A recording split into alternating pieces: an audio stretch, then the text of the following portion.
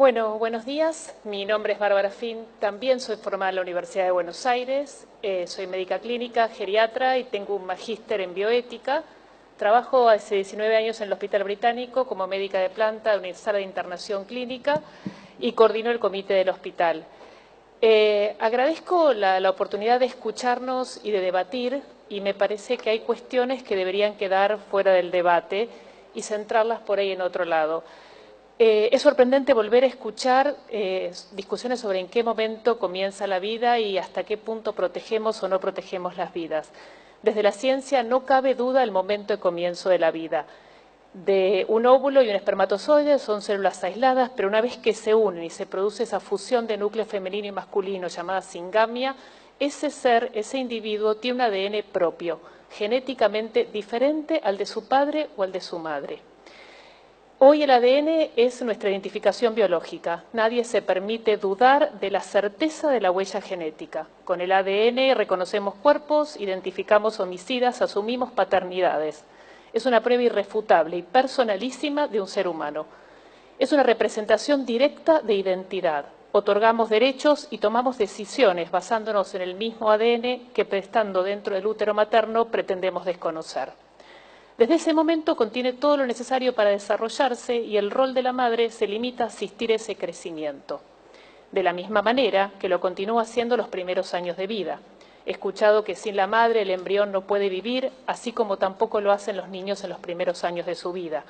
Y en un caso le pedimos a la madre que lo proteja y le damos la obligación desde el Estado de proteger y cuidar esa vida, y en el otro le permitimos decidir sobre esa vida. Por otro lado, la medicina, y con solo el fin de diferenciar diversos procesos evolutivos, le pone diferentes nombres a estos procesos. Blastocito, embrión, cigoto, feto, pero en ningún lugar de estos hay una clara diferenciación entre esto no es vida y esto sí es vida. También es importante aclarar que un ser humano no se define por su capacidad de conectarse con el medio, comunicarse, razonar, sentir o expresar sus sentimientos. No tenemos categorías de vida de acuerdo a la capacidad intelectual. Y para aquellos que sostienen que si la medicina declara muerto a alguien que no tiene actividad cerebral, lo mismo podría usarse en el embrión, aclararles que olvidan una parte fundamental de la definición, que es la irreversibilidad del proceso. En la muerte encefálica hay un cerebro que se daña en forma irreversible, es incapaz de sostener sus funciones y de ahí por delante no hay nada. Mientras que en el embrión es un proceso que avanza, tiene todo por delante y nada lo detiene. Uno escucha con demasiada frecuencia que las mujeres tenemos derecho a decidir sobre nuestro cuerpo. La primera falacia que yo veo en eso es que en el caso puntual de la mujer embarazada no es nuestro cuerpo, es el cuerpo de otro ser genéticamente diferente. No es una célula, no es un órgano, es otra vida. No podemos poner la autonomía materna por sobre otra vida, justamente esa vida cuya autonomía está conferida a esa madre. La segunda falacia que tiene esto es que desde la medicina es relativo que el ser humano tenga derecho a hacer lo que quiera con su cuerpo. De hecho, si nosotros recibimos en la guardia un paciente con un intento de suicidio, nuestra obligación es proteger y preservar esa vida y no permitir que haga con su cuerpo lo que le parezca. Sin tener entonces dudas desde la ciencia sobre el inicio de la vida, el derecho al aborto libre implicaría reconocer desde el Estado que hay algunas vidas que son más valiosas que otras. Estaríamos estableciendo diferentes categorías de vida, algunas que merecen cuidado y atención y otras, justamente aquellas que no pueden defenderse solas, quedan libradas a su suerte. Siguiendo la idea de la vida, toda vida es digna, su valor no depende de su capacidad intelectual o su capacidad de sentir o expresarse. Estas opiniones generan alarma en aquellos que creemos en una sociedad humana e inclusiva. ¿Qué diferencia existiría entre un embrión o un adulto en estado vegetativo persistente o un anciano en la etapa final de una demencia? Corremos riesgos de caer en una sociedad donde la eugenesia, la selección de individuos de acuerdo a alguna característica, sea moneda corriente. Y no es necesario recordarles las consecuencias que ha sufrido la humanidad cuando intentó ese camino. Los procesos de Nuremberg marcaron un punto culminante y así términos como eugenesia o mejoramiento de la raza quedaron totalmente grabados en nuestra conciencia social. Pero se queda a la vista que las personas tenemos poca memoria y las prácticas eugenésicas continúan desarrollándose. Y en este punto en particular, hacer hincapié en lo que sucede en otras sociedades donde el aborto es legal. España, legalizado desde el 2010, y con respecto puntualmente a la trisomía 21 o síndrome de Down, 10 años atrás nacía un caso cada 670 niños vivos y hoy hay un caso cada 1.300 nacimientos.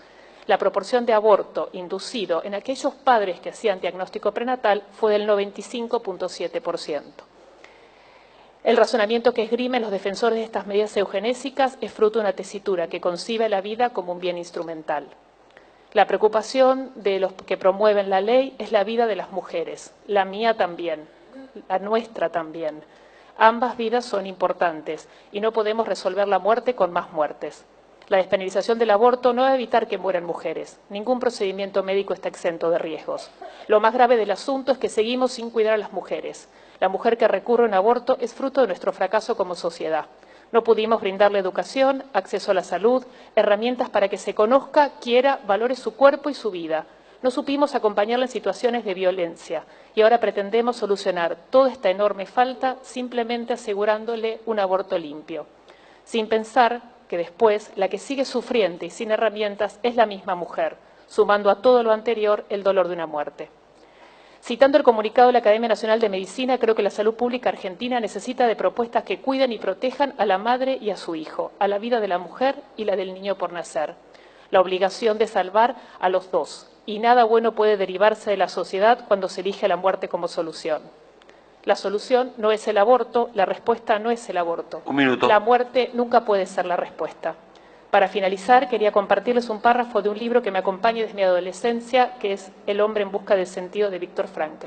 Frankl es un psiquiatra austríaco que termina en los campos de concentración en la Segunda Guerra Mundial y dice: la historia nos dio la oportunidad de conocer al hombre quizá mejor que ninguna otra generación. ¿Quién es en realidad el hombre? Es el ser que siempre decide lo que es. Es el ser que inventó las cámaras de gas, pero también es el que entró en ellas con paso firme y musitando una oración. Todos decidimos, ustedes deciden, y encima tienen la enorme responsabilidad de decidir por todos los argentinos, decidir qué sociedad queremos. Gracias.